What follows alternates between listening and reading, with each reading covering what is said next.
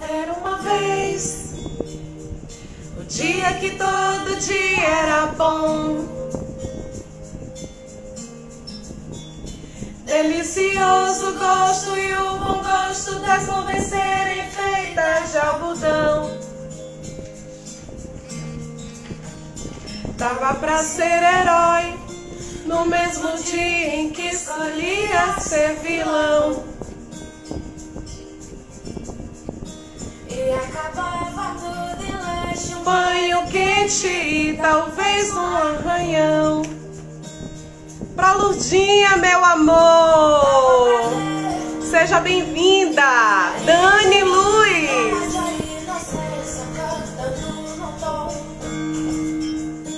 Milhões de anos e um regressos não reais contra nossa imaginação. Bastava um carinho. Oi, Mai! Prazer ter você aqui conosco. No outro dia, sem muita preocupação, é que a gente quer crescer. Nós vamos falar sobre infância, porque o joelho ralado dói bem menos que um coração partido. É que a gente quer crescer. Oi, Cris, princesa. Porque o joelho... Oi, Tati. Tássia.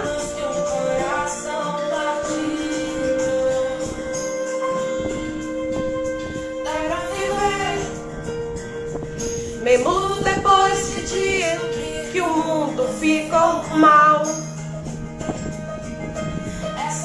Amo essa música. Muito a ver com a infância. Oi, amigo, seja bem-vindo.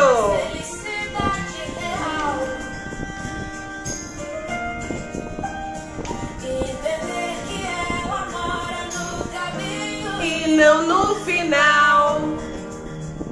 Cantem. É que a gente quer crescer, e quando cresce quer voltar ao início, porque o joelho ralado dói bem menos que um coração partido. Viva a nossa infância, viva as nossas crianças, cuidemos das nossas crianças. Porque o joelho ralado dói bem menos que um coração partido.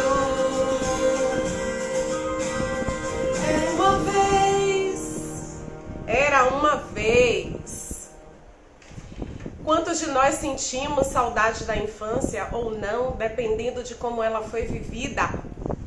E hoje nós vamos falar de um tema muito importante, muito pertinente para os dias atuais.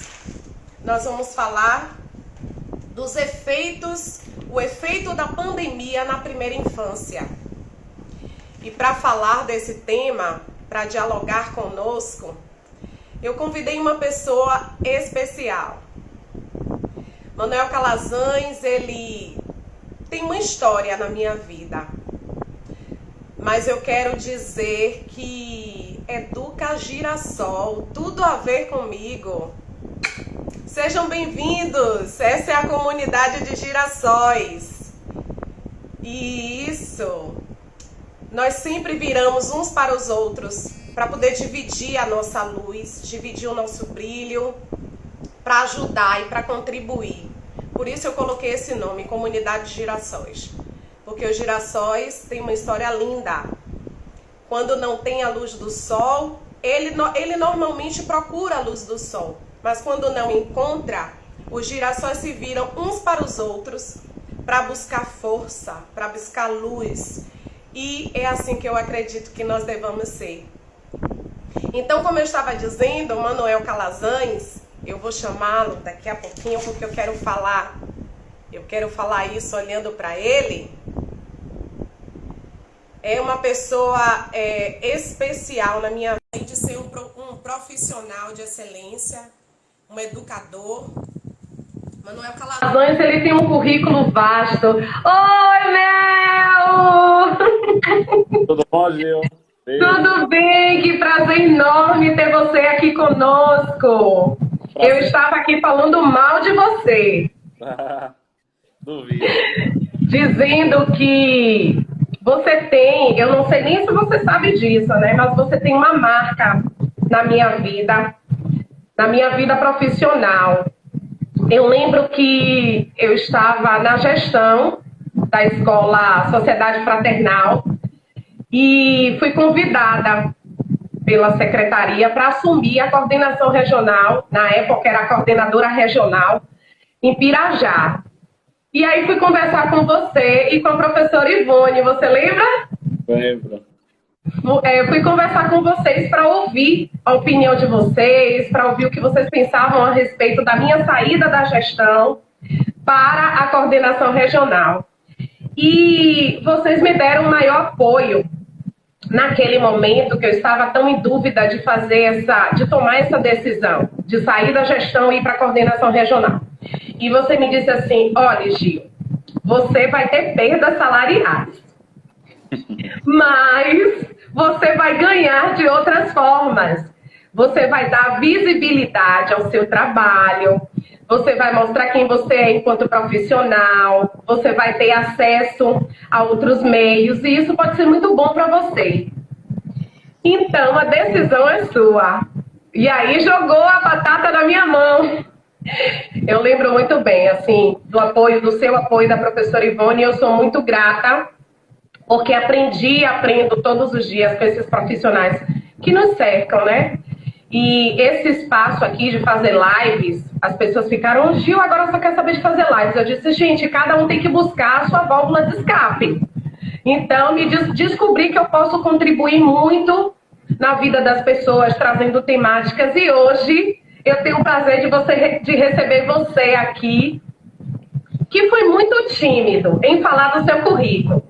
Olha o que ele disse. Pedagogo pela UFBA, mestre em políticas sociais e educação, especialista em gestão escolar e educação da rede pública.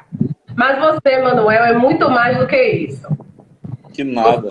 Você tem um currículo muito vasto, você tem muito conteúdo, você tem muito o que agregar, o que entregar para a gente. Então, essa noite foi dedicada para isso, para a gente dialogar sobre o efeito da pandemia na primeira infância. E você, eu acho que não tinha um nome melhor para a gente trazer para essa live com essa temática. A Maísa tá aí, viu? Veio só por sua causa. Depois eu vou dar um puxão de orelha nela. Mas não, amo demais. E Mai também é outra apaixonada pela infância. Então, eu acho que hoje nós vamos ter uma noite bastante gratificante. Porque você, meu amigo, está com você a palavra para a gente começar a falar um pouco, né, sobre esse contexto da pandemia. Você me escuta bem? Escuto. Ah, que bom.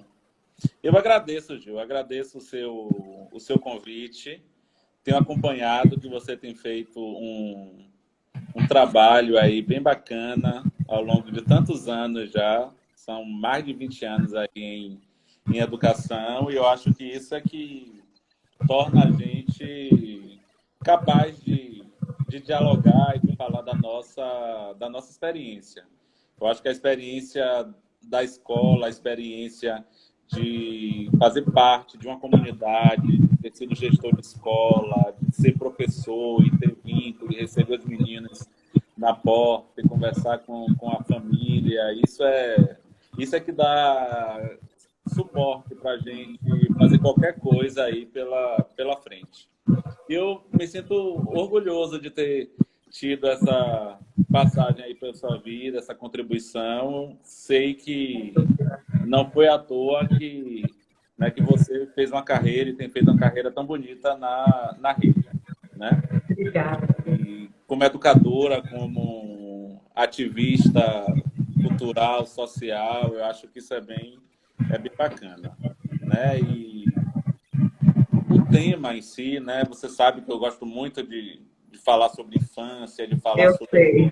sobre educação infantil, sobre essa escola que acolhe as crianças na primeira infância, que ou é o primeiro convite maravilhoso, ou pode ser também uma coisa muito traumática. Então, a Isso. gente precisa se organizar enquanto educador e educadora para trabalhar com a primeira infância. Eu sei que tem muita gente aqui que está entrando na live que são professores, são Sim. mães, né? E tem Isso. esse contato tal com criança e com a infância. Mas, assim, independente da nossa atuação profissional, eu acho que toda a sociedade precisa ter um compromisso com a infância. Né? Um compromisso em zelar, em preservar, em cuidar da infância, né? Das nossas crianças, como um momento do desenvolvimento humano, como um período sagrado, um período que a gente Sagrado. Que precisa... vai, na verdade, marcar, não é, Mel, todo o resto da vida. Né? Isso. Isso vai, a primeira infância ela vai determinar quem esse menino vai se tornar, essa mulher, esse menino vai se tornar esse homem, enfim, vai determinar quem esse sujeito vai se tornar. Isso, eu acho que é importante que a gente traga essa discussão nesse momento, porque é um momento diferente, é um momento que, para nós educadores, para as mães, para os pais, tem sido muito complexo ter as crianças em casa nesse momento, né? A gente tem aí alguns relatos que tem aumentado o número de violência, né, contra a criança, né, violência física, né, violência sexual e tudo isso até, de certa forma, muito velado, mas são números evidentes, assim. A gente vê pelas postagens dos nossos colegas. Isso. Muita gente que posta coisa brincando, que não tem mais paciência, que vai dobrar o salário do professor porque não sabe como é que o professor suporta. É verdade. Criança o dia todo. Nossa, foi preciso uma pandemia para isso ser revelado, né? Aliás, a pandemia revelou muita coisa que estava enterrada. Isso, então, isso prova o quanto a escola na infância é importante do ponto de vista social, do ponto de vista da família se organizar, das mulheres trabalhadoras se organizarem em torno disso, tem um impacto social importantíssimo. E, por outro lado, revela também que as famílias, elas perderam um pouco os vínculos, porque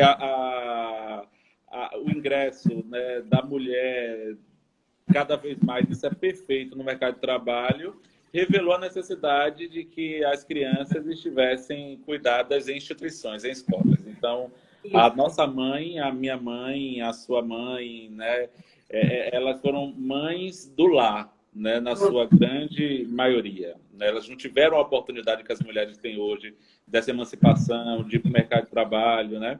Então, e elas se viravam e acabavam sendo as grandes cuidadoras, e brincavam e faziam esse trabalho.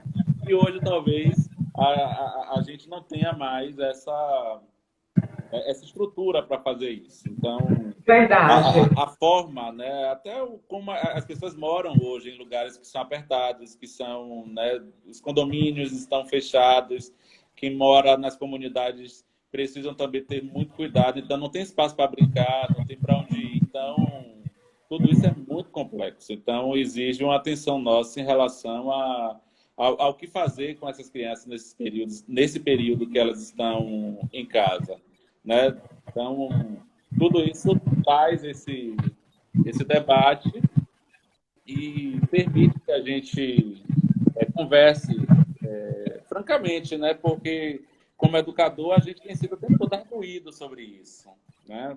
Como é que faz a atividade e como é que manda a atividade para a educação infantil, para o grupo 4, para a criança da creche, 0 a 3 anos? É um enorme desafio, né? Ninguém tem uma receita. Total.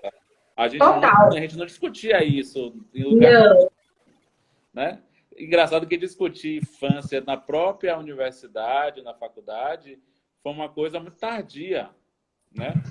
No nosso tempo, e a gente está falando da nossa formação na década de 90, no início da década de 90, os cursos de pedagogia, por exemplo, eles eram cursos que preparavam ou para você ser supervisor educacional, ou para você ser orientador, porque existia essa função do orientador educacional, que depois as duas foram incorporadas e surgiu a figura do coordenador pedagógico, ou para você Sim, ser sim. professor no magistério do antigo segundo grau, que era até assim a nomenclatura, né? Então, com a reforma educacional do ensino superior na década de 90, foi que a gente teve o pedagogo generalista e um pedagogo voltado para a educação infantil.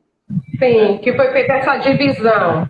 Isso já Séries iniciais, a pedagogia com o recorte para séries iniciais e para a educação isso. infantil. Que inclusive a UNEB, né, foi primeira nisso, em fazer esse curso, Eu né, sou nebiana. voltado para a educação infantil, voltado para as séries iniciais. Fez a UNEB 2000, que foi um projeto com os municípios para a formação universitária. Mas outras universidades demoraram mais um pouquinho, né? A UFBA, por exemplo, eu sou da UFBA, a gente fez uma transição para um curso bem generalista, um curso que tinha uma disciplina de educação infantil apenas, mas que o foco era a gestão, porque naquela época a gente tinha o magistério do ensino médio, né? A gente tinha o normal que funcionava ainda, que era, né, previsto na Ó, legislação. Em Ritinha. 96, a LDB Cadê minha? lançou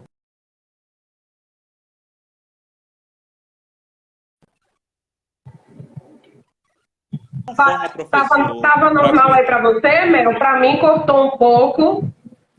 Para mim tá normal. Tá normal para você? Para mim tá. Tá normal para você?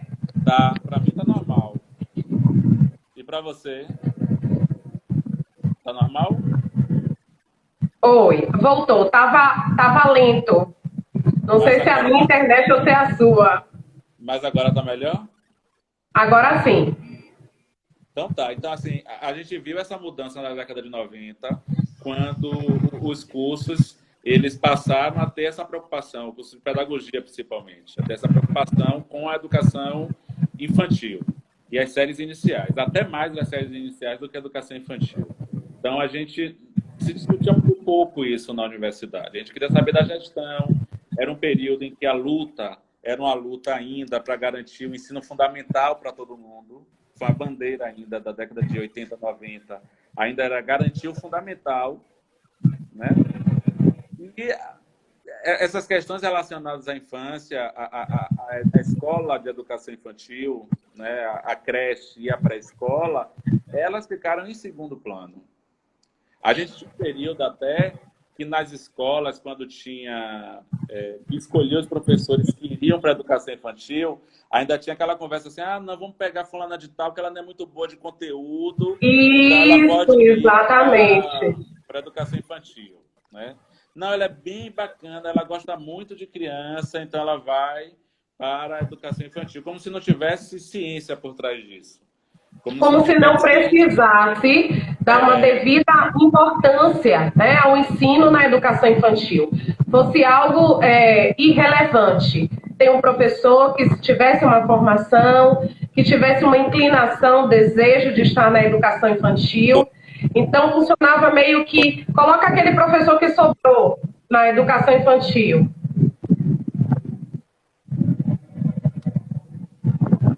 Gente, tá travando.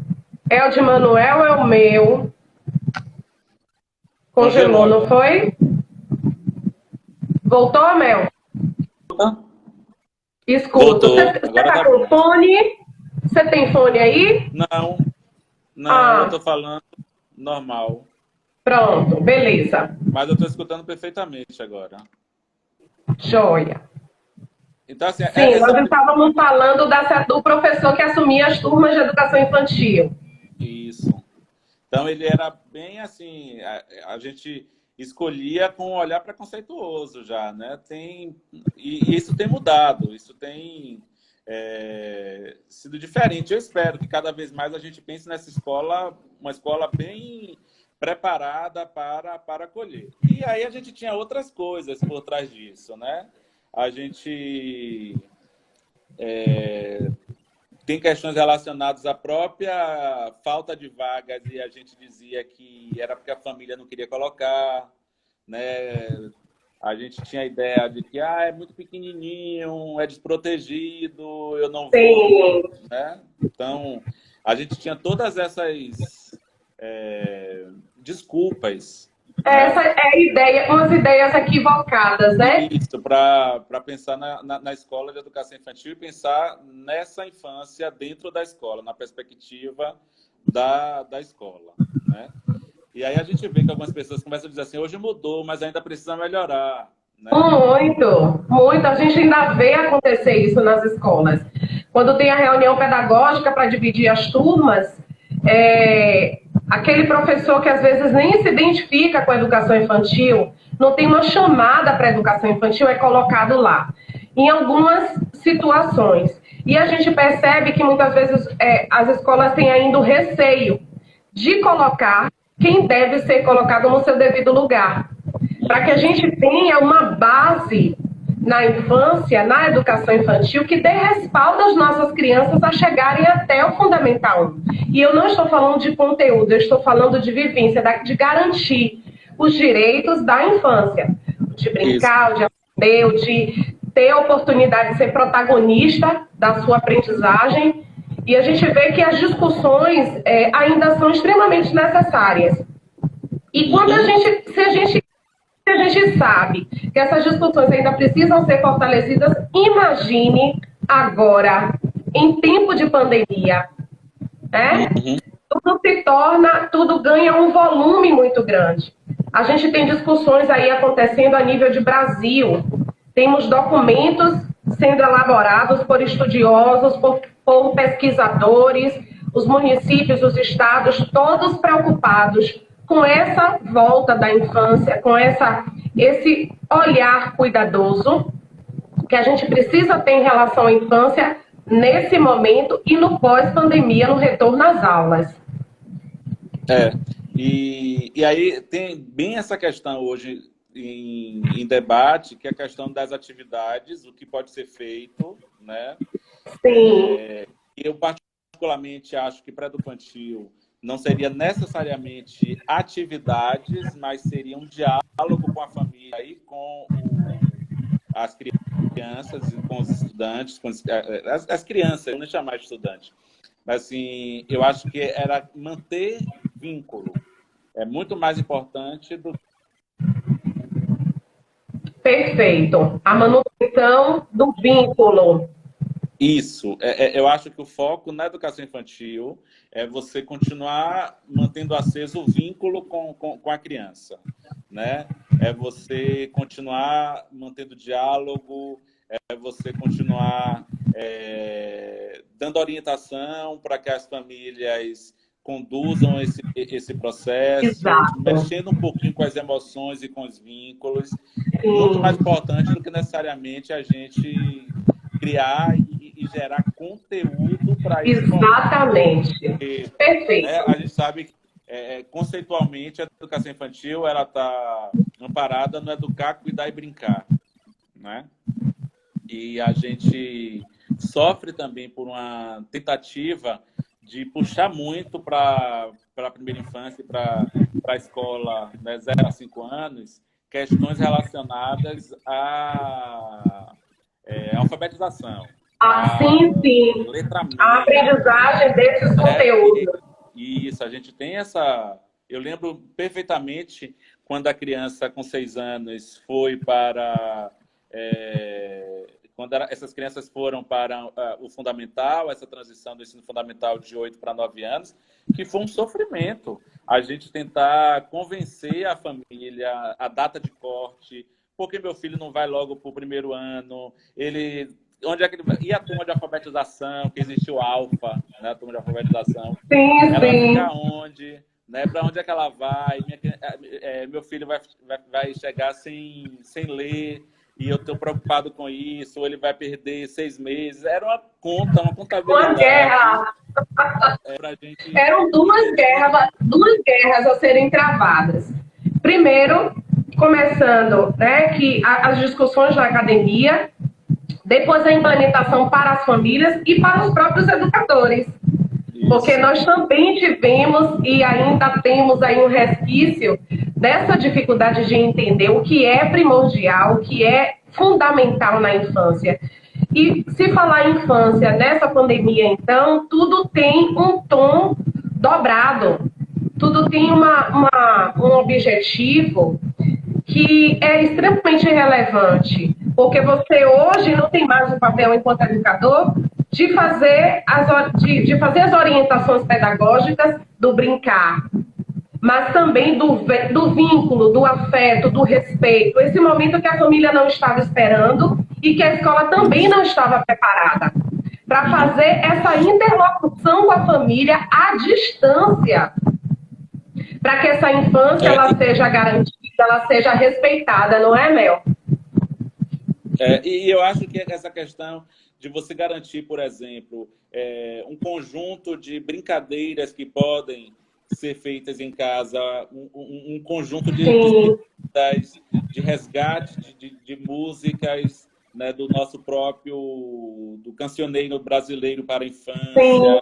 A gente tem tantas referências aqui na própria Bahia, né? A gente tem Naizinha, que tem um monte de coisas sobre brincadeira. A gente tem pessoas que escrevem sobre isso e que tem resgate dessas situações, dessas brincadeiras que podem ser feitas pela família e no contexto pela família. Que isso tem que ser puxado nesse momento. As escolas, elas precisam ter esse olhar para a educação infantil. Eu não estou trazendo esse esvaziamento de conteúdo para o fundamental, que aí é uma outra história. Tanto o fundamental como o ensino médio, que a gente pode claro. de uma outra forma. Mas, assim, é importante que a gente busque valorizar essa questão da brincadeira, a questão dos vínculos, da afetividade, de manter contato, né, de receber. Um dia desse, Maísa mandou para mim, ela recebeu do grupo dela com as crianças, com as famílias, um texto que uma aluna dela mandou para ela, né, com letras, e que ali já era hipótese, já era projeção de escrita, já era imaginário, já era reconhecer que se comunica pelo WhatsApp não é só a questão do áudio, existe o texto também, e até essa passação de barra pelo áudio também é reveladora, né? Porque as pessoas elas têm medo de escrever e de repente não sabem usar o corretor e de escrever errado, de coisa do tipo, mas as crianças percebem que existe o texto através do WhatsApp. E ela projeta aí, doa a mensagem para... Totalmente. Eu acompanho alguns. Eu acompanho. Oi? Isso é fantástico. Exato. E assim, embora nós não tenhamos uma obrigatoriedade de continuar mantendo esse contato com a... Cortou? Cortou, embora nós... voltando. Tá me ouvindo, Mel? Embora nós não tenhamos a obrigatoriedade de manter esse vínculo e essa orientação para as famílias, nesse momento, a nossa sensibilidade, o nosso compromisso com a educação diz isso, que a gente precisa, se tiver um veículo de comunicação, se tiver uma forma de chegar até essas famílias, continuar, para além de manter esse vínculo da escola, porque ela percebe a escola. Tá me ouvindo, Mel? Voltou? Ela percebe quando ela recebe uma atividade. Tá me ouvindo? Travou de Manuel ou meu, gente? Gente, dá um retorno aí. Travou? Vocês estão ouvindo? Vai dando um retorno. Então, esse momento exige que a gente tenha essa sensibilidade e essa coparticipação em manter as famílias ligadas às escolas, seja através dos grupos de WhatsApp, né? Seja através das mensagens. Outro dia a Maísa mandou para mim um áudio que a aluna dela mandou para ela. Eu me divirto, assim, peço, digo, mande, porque ouvir as crianças é muito rico. E elas terminam fazendo esse transporte, elas transportam a vivência delas em casa para a relação que eles têm com o professor. Então, o professor, o educador, ele termina se tornando a extensão dessa criança, dessa família. Voltou, Mel? Fala aí para eu ouvir você.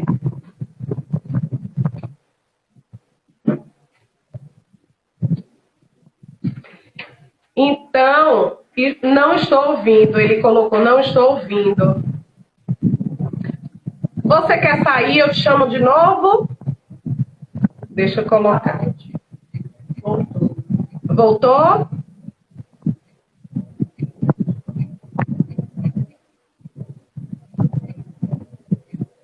Ouvindo normal?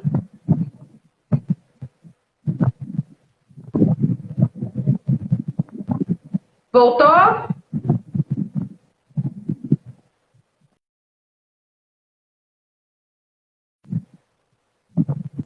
Pronto, Manuel saiu. Agora eu vou chamar novamente. Então, gente, como eu estava falando, nós temos discussões a nível de todo o Brasil. Acho até interessante que quando vocês tiverem oportunidade, eu tenho aqui vários gestores e coordenadores que já estão fazendo essas discussões na escola. Já estão buscando um suporte teórico dos estudiosos para que a gente entenda como superar esse momento da pandemia e como dar uma devida atenção à infância. Nós temos documentos como o do Amped. Agora, voltou? Voltou. Eu acho que... Pronto, valeu. Alguém falou aqui que as operadoras estão com problemas hoje. Ah, sim, eu estou vendo aqui, Silvana. Mas, enfim, vamos continuar nosso diálogo. Então, você estava falando da infância diante desse quadro, né, de pandemia. Porque quando caiu, eu estava falando, Mel, que a gente tem aí discussões a nível de Brasil. Saiu o documento da Amped, que fala muito de direitos humanos. E ele faz uma abordagem muito bacana, que assim, direitos humanos, em primeiro lugar, da criança, direitos humanos da família dessas crianças e direitos humanos dos professores, dos educadores, de todos aqueles que estão vinculados a essa educação. Então, diz aí pra gente o que é que você... Oi, Angélica, tem uma galera aí. Fala um pouco pra gente de como você vê essas discussões. Tá ouvindo, mano? Tá ouvindo? Tô te ouvindo. Você consegue me ouvir também? Pronto, agora sim.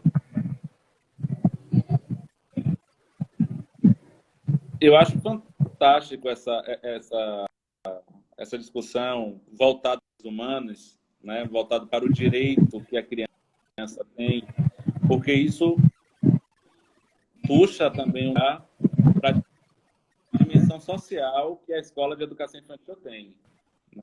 Tempo, as escolas de educação infantil, as creches, elas não eram nem vinculadas às secretarias de educação. Elas eram vinculadas às secretarias de ação social. Né? Aqui na Bahia mesmo, acho que em 2009, elas começaram a passar para o município. Né? Então, elas foram municipalizadas nesse período, que as pessoas imaginavam a única vinculação com o aspecto social. É fundamental. A questão da alimentação, a questão dos cuidados, a questão, né, da saúde da criança. Então, a gente percebe que o aspecto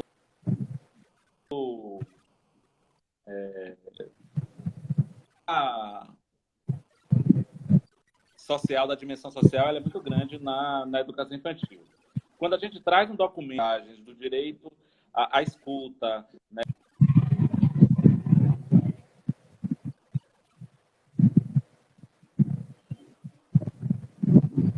Ficou sem som, Léo. Tá sem som. A, Voltou. a alimentação, né? Você puxa para esse olhar. Tá o quê?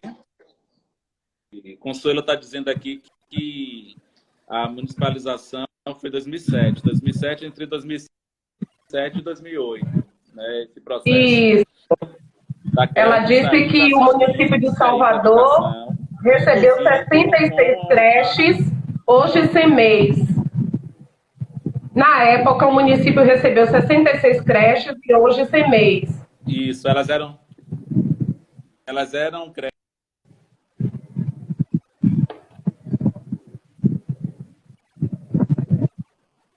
Verdade. Existiu naquele momento uma discussão de que creche é educação, né? É assistência também, mas antes ela envolve um processo mais amplo de educação e desenvolvimento humano, Sim. de dignidade humana e trazer, né, esse debate para quando você muda entre assistência e educação e diz assim, agora ela é educação, ela vai cuidar da assistência também, mas ela é essencialmente de educação, você dá um outro viés, né? Sim. Então, tem hoje um conjunto muito amplo de produções nas universidades,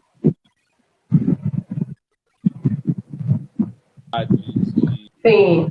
Muitos estudos, muitas pesquisas. esse peso que a educação infantil, muitas pesquisas que reforçam, que traz olhar com propriedade sobre aspectos do desenvolvimento cognitivo, aspectos relacionados à estimulação precoce, a desenvolvimento da oralidade, a reconhecimento, né, do contexto social na qual ela está inserida. Sim. Né? Sim. Verdadeiros tratados hoje. As pessoas continuam amando que a internet está cortando ainda. O áudio de Manuel está cortando. Você está com Wi-Fi, Mel? Com dados móveis? Eu Tenta colocar os dados móveis para ver se melhora.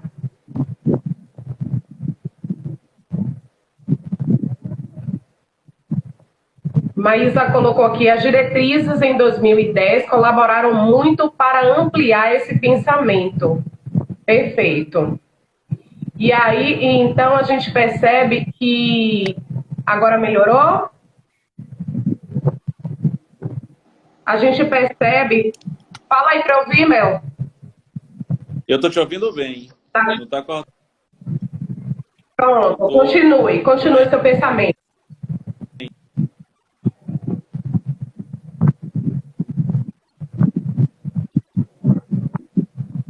Está oscilando mesmo. As operadoras não estão tendo suporte para a nossa realidade, para o momento atual. Hoje, desde os referenciais... Não estão... A internet eu tive que mudar daqui de casa. Mesmo assim, às vezes ainda oscila.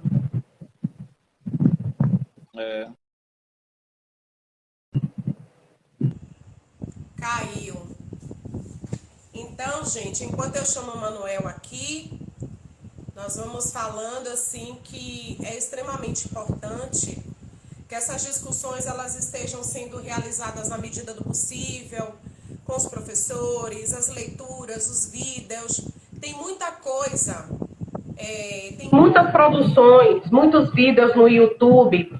Às vezes vídeos curtos que podem elucidar, né?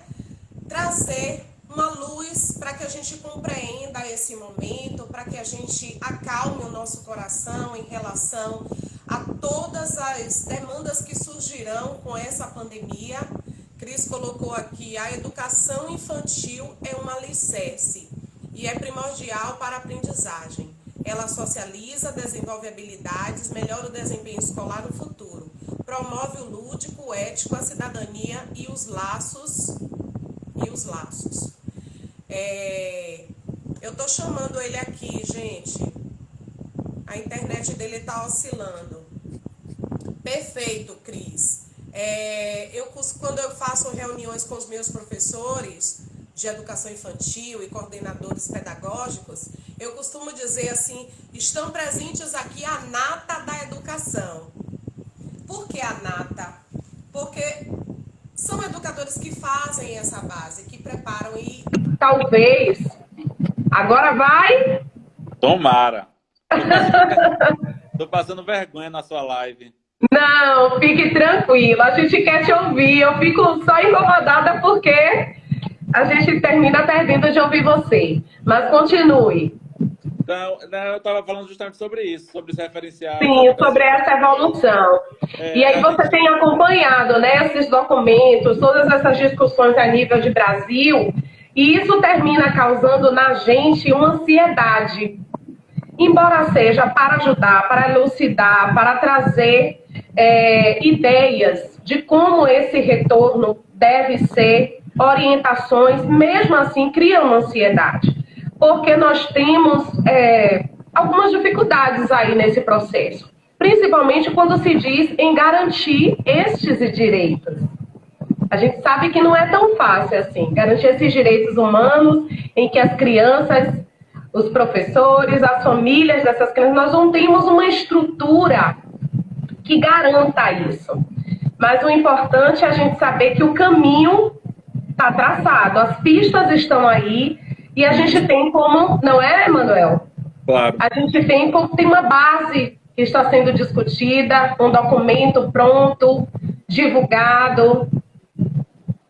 E sem querer fazer essa comparação entre escola pública e escola privada, mas ao mesmo tempo tendo que trazer isso, né, para o nosso debate, as escolas elas estão propondo, principalmente as privadas, plataformas que exigem uma boa internet, né? E você vê que a gente tem uma internet relativamente boa e a gente isso para a criança é muito, muito complicado, né? Para a criança, principalmente da escola pública, né? Então, a gente tem que pensar realmente em algumas alternativas, mas para a educação infantil, a gente precisa dar uma ênfase aos vínculos e como manter os vínculos durante esse período, sem uma preocupação exacerbada sobre essa questão de reposição de conteúdo para a educação infantil, porque infelizmente, a gente vai sofrer muito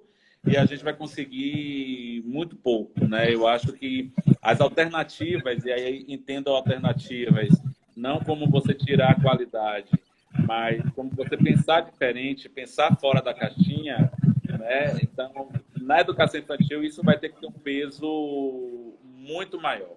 Né? Muito maior, muito maior. E com os cuidados que a gente precisa ter, né? Por exemplo, as crianças elas adoram os games, elas adoram as brincadeiras que são desafios, elas ficam procurando isso na internet. Então, talvez um roteiro com algumas sugestões que, para o contexto que é possível, volto a enfatizar isso, não se aplica da mesma forma a todas as famílias, não se aplica a todas as comunidades, a todos os grupos, mas pensar nesses games, pensar nessas sugestões de histórias que puxam para reflexões, que a família pode ouvir junto, que pode puxar para uma música e para uma estratégia que as crianças se interessem, que as crianças tenham também com o adulto, né, com aquele cuidador. Sempre com essa interação, não é? Sempre com essa interação, para que não se perca o vínculo e não substitua isso como vou colocar ali na frente de uma televisão, de um computador e vou deixar, porque vai me deixar em paz. Isso para as famílias que têm acesso. E aí se perde o momento da interação, que é importante para que haja essa aprendizagem. Mai colocou aqui, ó, tem que pensar no tempo da exposição, tem que se pensar no tempo de exposição da criança nessas plataformas. Uhum. Então, ele escreveu: as crianças socializam o tempo todo com outras crianças e com o próprio adulto. Logo, a socialização permanece em casa. O importante é o fortalecimento da família. Uhum. É fortalecer, mas a escola aí acaba tendo um papel, né, que é da função social da escola também, de puxar alguns saberes para dentro da família. Né? Quando eu digo de puxar, o que é que a gente tem de referência da brincadeira aqui na Bahia? Eu falei de Naizinha. Naizinha, brincadeiras de roda. Tem Mabel Veloso, que tem também um trabalho bacana de resgate de histórias infantis e de que ela conta muito bem história, saber contar história. Então, talvez dar essas orientações de como contar história para a criança. Né? A gente tem a própria Hora da Criança, que tem, né, diversas experiências com brincar, com a brincadeira. Tem grupos de pesquisas que, né, traz muito isso, né?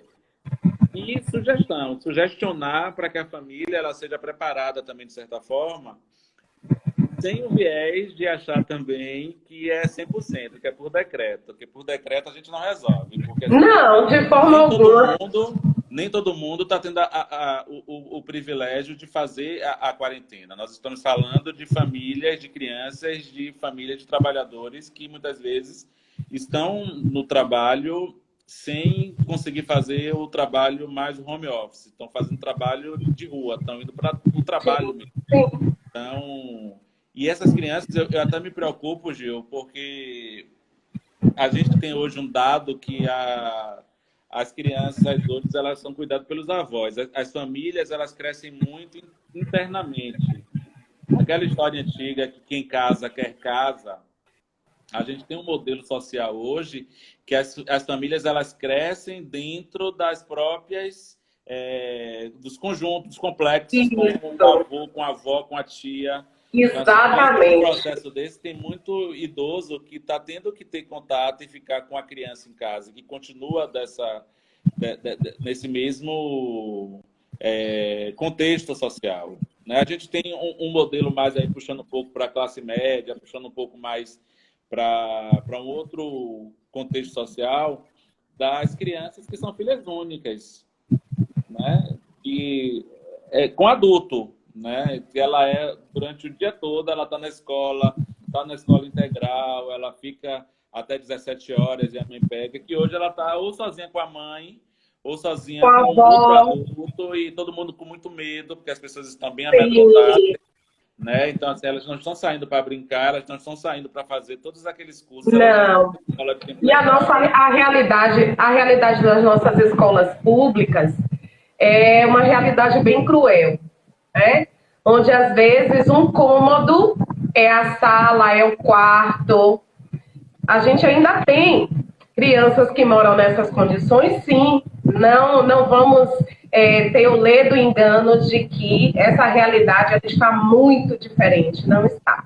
Ainda temos crianças que vivem, famílias que vivem de forma extremamente precárias, que não tem espaço nem para sentar para fazer a brincadeira.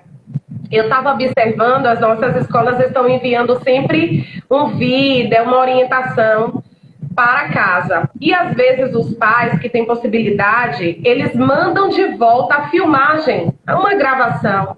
E você percebe que assim, não tem o devido conforto, não tem a estrutura, né, que nós temos em nossas casas. São casas às vezes bem apertadas. Que eu lembro que Consuelo fez uma gravação brincando com o João, o filho dela, de cabana. E depois a mãe fez a brincadeira e você percebia que era uma casa pequena, mas ela fez a brincadeira de cabana. Colocou 2 cadeiras, cobriu com lençol e aí agora a gente vai brincar de cabana. Então, assim, quando a gente envia para casa essas atividades, por mais que elas estejam em condições difíceis, elas procuram se adaptar àquela realidade e fazer na medida do possível. Isso é muito bacana e a gente precisa, né, bater palmas para essas famílias que estão tirando leite de pedra para fazer isso, não é? Com certeza. E acreditar que é possível, né?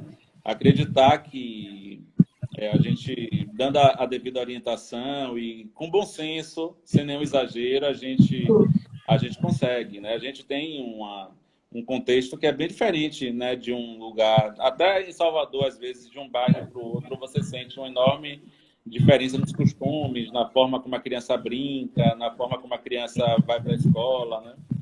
As próprias escolas de educação infantil. Você fala na escola pública de educação infantil no CMEs, mas você fala ao mesmo tempo das escolas comunitárias, que são também que tem uma outra pegada, um outro vínculo com a comunidade, né? Nós temos diversos contextos. Temos as escolas que são só da pré-escola. Eu não gosto nem desse nome pré-escola, né? Porque parece que não é escola ainda. É pré-escola. É pré-escola, é antes da escola. Mas é essa ideia de alfabetizar antes, de preparar antes, né? Para ter, né? E a gente tem essa diversidade. Salvador é uma cidade bem complexa. O estado da Bahia é um estado bem, né, enorme, com o tamanho de um continente, praticamente, que a gente precisa ter. Mas aí eu reforço que, diante da pandemia ou fora da pandemia, nós vamos passar por tudo isso. E o mais importante é que quem é educador, quem trabalha, aí eu tenho aqui muitas pessoas aqui no meu Instagram, da mesma forma que você, que são educadores, que são professores, a gente precisa ter esse compromisso com a infância. Isso. Compromisso em fazer o melhor, em ter esse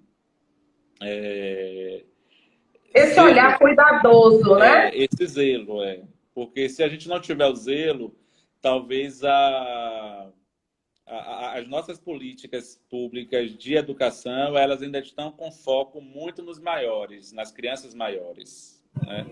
Elas estão muito, né, com a preocupação com o processo de alfabetização, com o ciclo de alfabetização, com a criança de 6 a 8 anos, né? Então, assim, a gente tem que puxar o tempo todo para dizer. E essa primeira infância até os 5 anos, como fica, não é? Isso.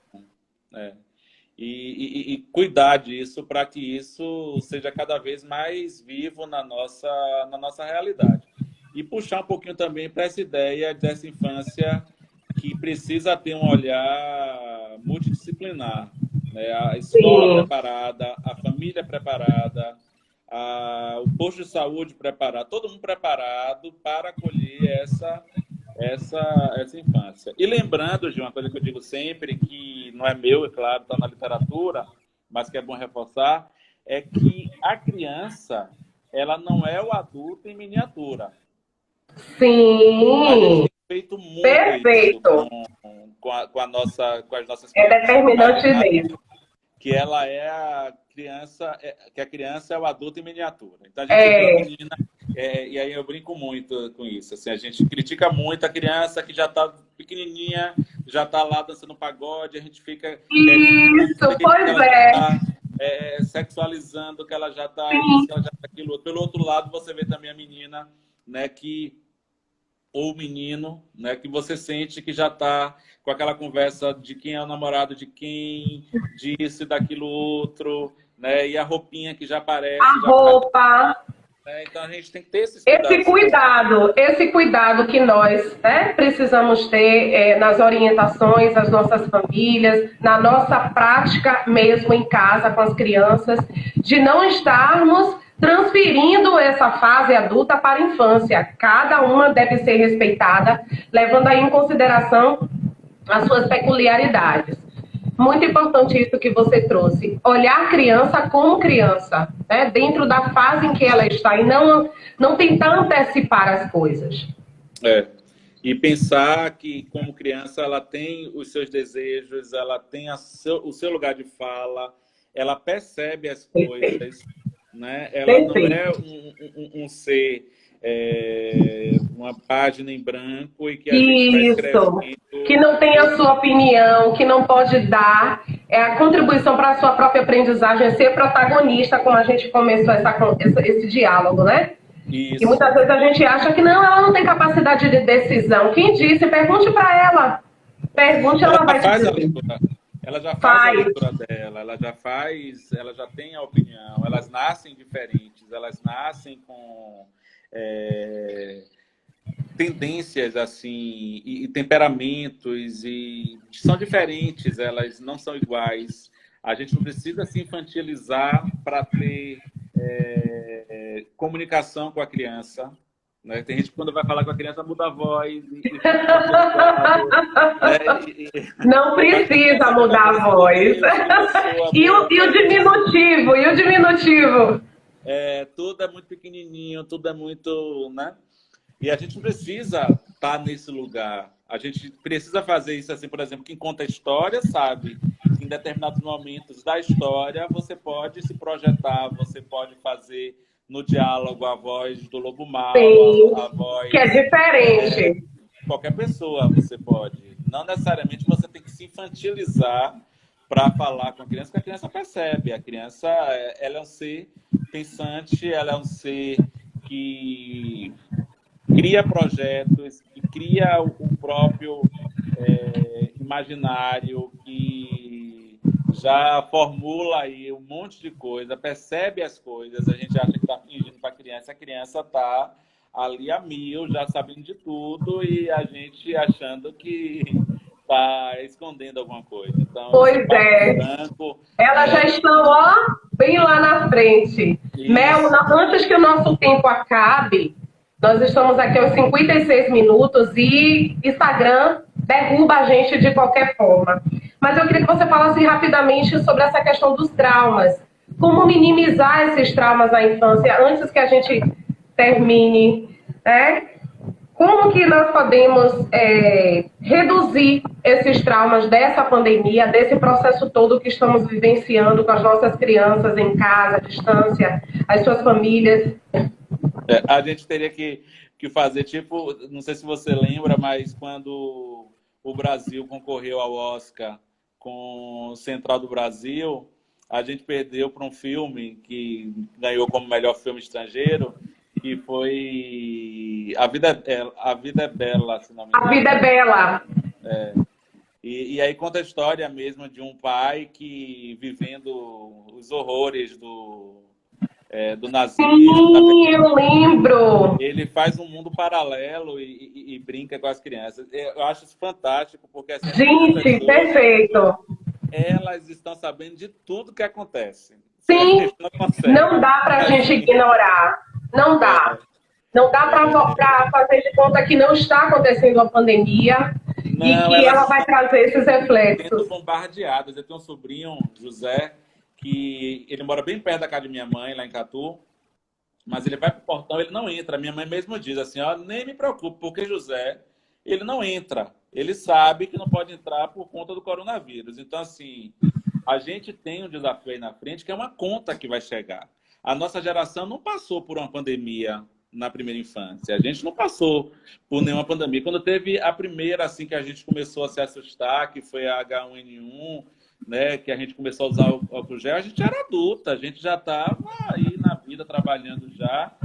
E mesmo assim não chegou com peso, não foi a pandemia como tem sido essa pandemia agora, né? Os mais velhos contam, né? Nossos avós passaram pela gripe espanhola, né? São Paulo viveu um período com uma pandemia também, uma pandemia não, uma epidemia, né?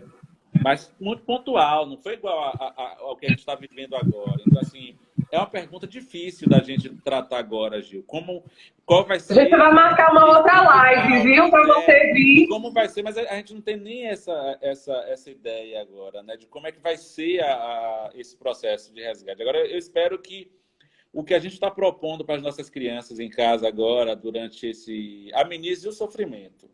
Porque está tendo sofrimento. A gente está sofrendo enquanto adulto e as crianças estão sofrendo também. E as perdas dentro de casa, na própria família, as perdas de amigos, de vizinhos, tudo isso tem impactado demais. E não dá para fazer de conta esse novo normal, me dá uma angústia desse negócio, esse novo normal.